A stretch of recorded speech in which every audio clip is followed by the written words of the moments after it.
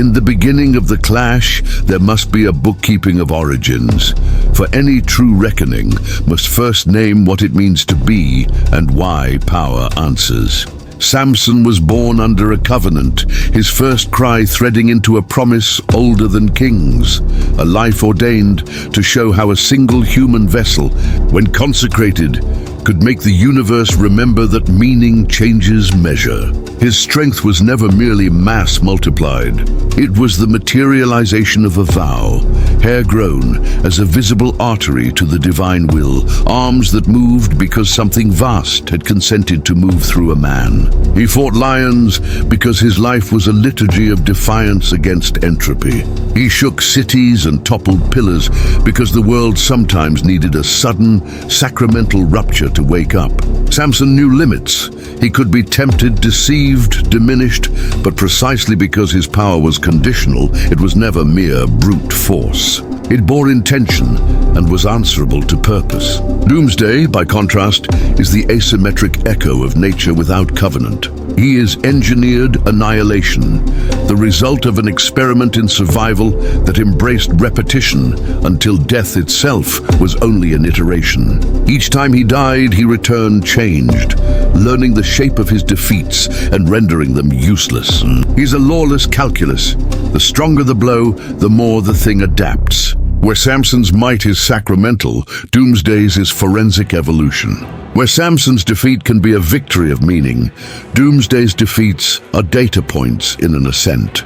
The world that hosts them is obliged to hold both logics to account. There are places in which force without telos breaks the cosmos because it refuses to translate suffering into narrative.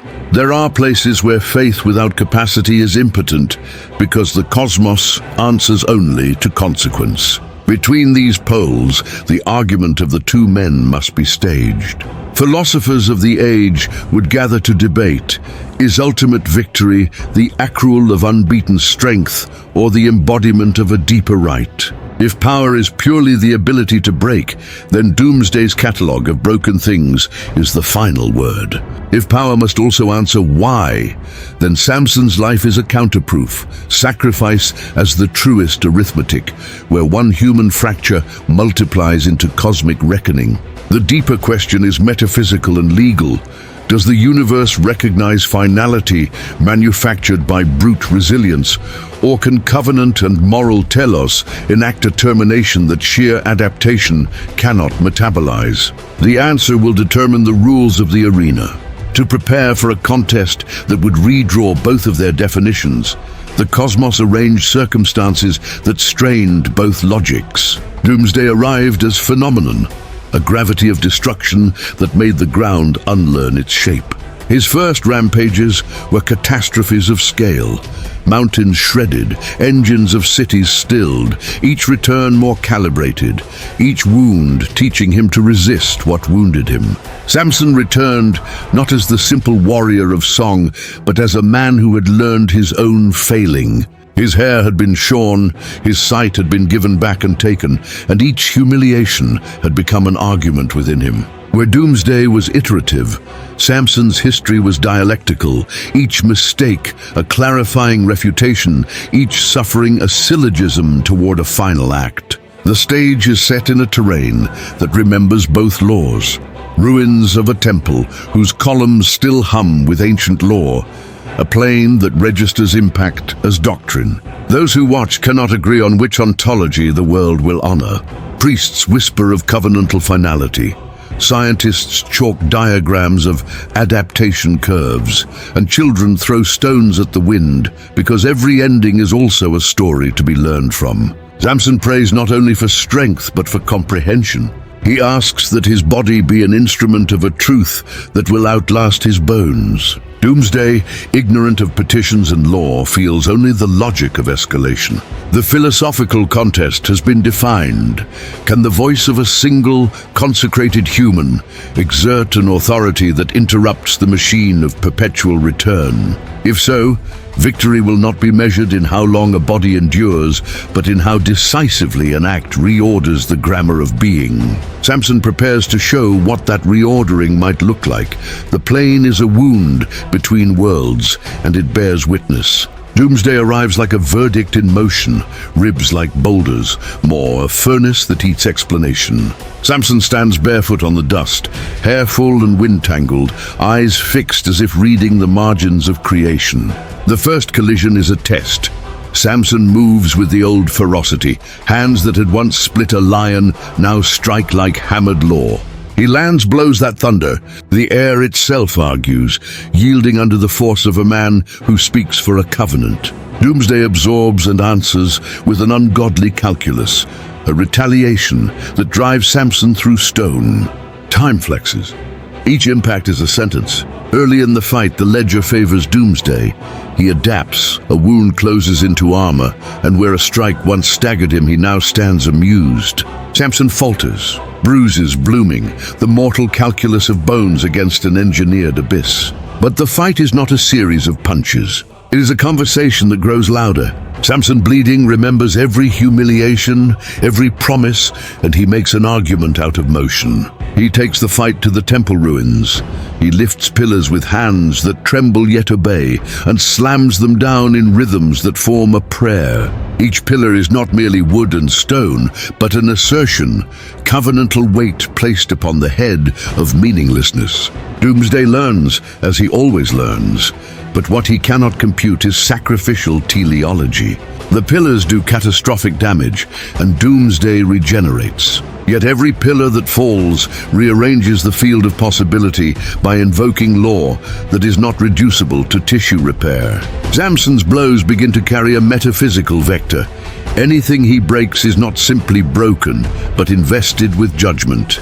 Doomsday's adaptive program begins to falter before a different kind of force. Seeing this, the creature increases in savagery, trying to crush the very idea Samson embodies. It rips the earth, tries to unmake memory, attempts to nullify covenant by annihilation. Samson answers with an act he had rehearsed in secret. He embraces the full tenor of his vow, calling down not merely strength but a binding, an old, spoken thing that gathers the remnants of a people's law and focuses it into human flesh. In that instant, the fight transcends biomechanics. Samson becomes a locus where narrative exerts pressure on reality. Doomsday can evolve past cells and bone, but he cannot evolve past judgment because judgment is not a material condition to be outgrown. It is a reconfiguration of what counts. Samson uses the last of his consecration to enact a binding that will make Doomsday's returns conditional. He sacrifices himself in a motion that reads like law.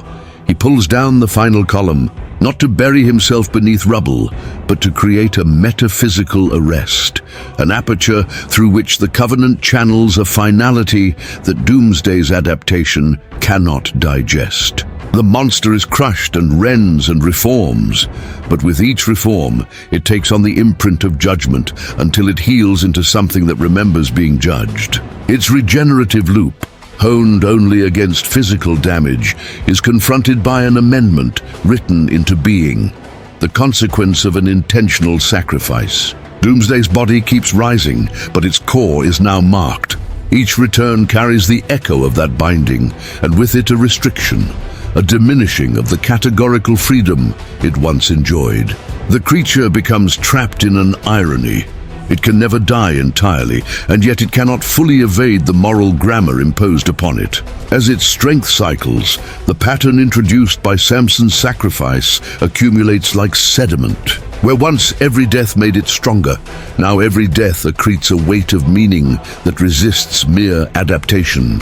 The final moment is less a smash than a verdict. Samson, spent, speaks a word that names the price and the purpose. The force of that naming transmutes the battlefield's laws. Doomsday will rise again, as his nature compels, but he rises altered, no longer a pure agent of unmeaning destruction, but a being haunted by the sacrificial law it cannot compute. In the terms that mattered to Samson, the ordering of meaning, the enactment of covenantal justice, he has won. The crowd that watched sees not only a body fallen, but a world reordered. The philosophers later argue about whether the victory was literal or symbolic, but the plane keeps the change. Doomsday continues as phenomenon, but his absolute claim to finality is broken. Samson's death becomes the instrument through which the cosmos learns that strength without telos can be interrupted by faith-made act. In that philosophical and metaphysical sense, Samson stands as the victor. His sacrifice converts brute force into a new grammar, and the universe, compelled by covenant, remembers that some ends are rendered final not by indestructibility, but by the meaning a life can impose.